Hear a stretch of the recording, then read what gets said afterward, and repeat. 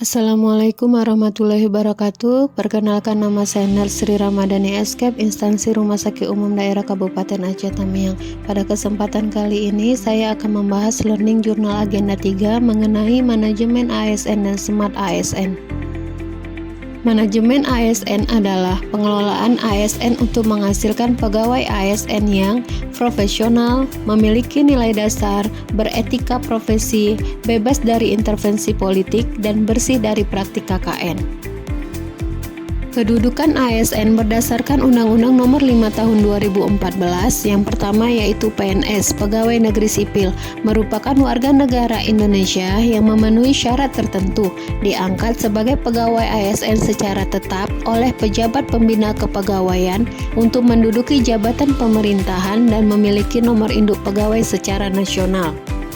Kemudian ada P3K, pegawai pemerintahan dengan perjanjian kerja, yaitu warga negara yang memenuhi syarat tertentu yang diangkat berdasarkan perjanjian kerja untuk jangka waktu tertentu dalam rangka melaksanakan tugas pemerintahan sesuai dengan kebutuhan instansi pemerintahan dan ketentuan perundang-undangan.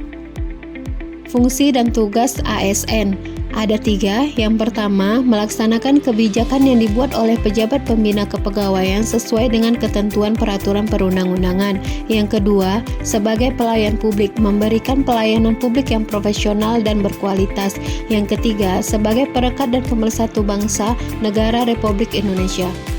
Berdasarkan pasal 21 Undang-Undang Nomor 5 Tahun 2014, PNS mempunyai hak seperti gaji, cuti, perlindungan, pengembangan kompetensi, dan jaminan pensiun dan hari tua. Sedangkan menurut pasal 22 Nomor 5 Tahun 2014, hak P3K yaitu gaji, cuti, perlindungan, dan pengembangan kompetensi. Dan selanjutnya yaitu mengenai sistem merit. Menurut pasal 1 Undang-Undang ASN tentang ketentuan umum, sistem merit adalah kebijakan dan manajemen ASN yang berdasarkan pada kualifikasi, kompetensi, dan kinerja secara adil dan wajar, dengan tanpa membedakan latar belakang politik, ras, warna kulit, agama, asal-usul, jenis kelamin, status pernikahan, umur, atau kondisi kecacatan. Di dalam sistem merit terdapat beberapa manfaat. Yang pertama yaitu mendukung keberadaan penerapan prinsip akuntabel, dapat mengarahkan SDM untuk dapat mempertanggungjawabkan tugas dan fungsinya. Instansi pemerintah mendapatkan pegawai yang tepat dan berintegrasi untuk mencapai visi dan misinya. Materi selanjutnya yaitu mengenai mekanisme pengelolaan ASN yang terdiri dari penyusunan dan penetapan kebutuhan, pengadaan, pangkat dan jabatan, pengembangan karir, promosi, mutasi, penilaian kinerja, penggajian dan tunjangan, penghargaan dan perlindungan, jaminan pensiun dan jaminan hari tua, dan disiplin. Selanjutnya yaitu Smart ASN, visi dan definisi literasi digital menurut Presiden dan Menteri Kominfo. Pada tanggal 14 Juli 2019 dalam pidato visi Indonesia, Jokowi menekankan bahwa pada masa pemerintahan yang kedua, pembangunan SDM akan menjadi salah satu visi utamanya. 5 visi Presiden untuk Indonesia. Yang pertama, pembangunan infrastruktur, pembangunan SDM, keterbukaan investasi, reformasi birokrasi, dan penggunaan APBN fokus dan tepat sasaran.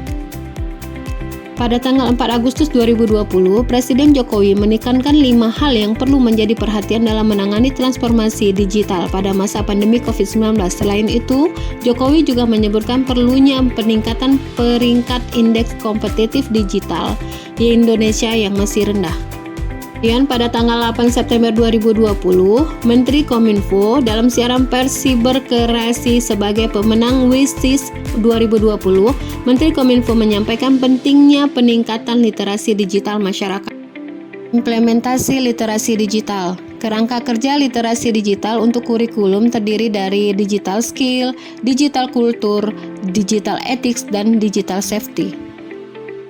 Digital skill adalah kemampuan untuk mengetahui, memahami, dan menggunakan perangkat keras dan piranti lunak, serta sistem operasi digital dalam kehidupan sehari-hari.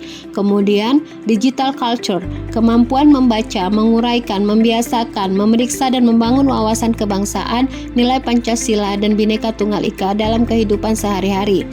Digital ethics, Kemampuan menyadari, mencontohkan, menyesuaikan diri, merasionalkan, mempertimbangkan dan mengembangkan tata kelola etika digital dalam kehidupan sehari-hari. Kemudian yang terakhir yaitu digital safety, kemampuan mengenali, mempolakan, menerapkan, menganalisis, menimbang dan meningkatkan kesadaran perlindungan data pribadi dan keamanan digital dalam kehidupan sehari-hari. Dengan semakin pesatnya media digital, maka kita harus mempunyai kompetensi keamanan digital yang merupakan kecakapan individual yang bersifat formal dan mau tidak mau bersentuhan dengan aspek hukum positif. Secara individual, terdapat 3 area kecakapan keamanan digital yang wajib dimiliki oleh pengguna media digital. Yang pertama yaitu kognitif, memahami berbagai konsep dan mekanisme proteksi diri terhadap perangkat digital, lunak maupun keras, maupun terhadap identitas digital dan data diri. Yaitu afektif, empati agar pengguna media digital mempunyai kesadaran bahwa keamanan digital bukan sekedar tentang perlindungan perangkat digital sendiri dan data diri sendiri, melainkan juga menjaga keamanan pengguna lain sehingga tercipta sistem keamanan yang kuat. Kemudian yang terakhir yaitu konatif atau behavioral, yaitu langkah-langkah praktis untuk melakukan perlindungan identitas digital dan data diri. Cukup sekian yang dapat saya sampaikan pada Learning Journal Agenda 3 ini. Semoga bermanfaat. Saya ucapkan terima kasih. Assalamualaikum warahmatullahi wabarakatuh.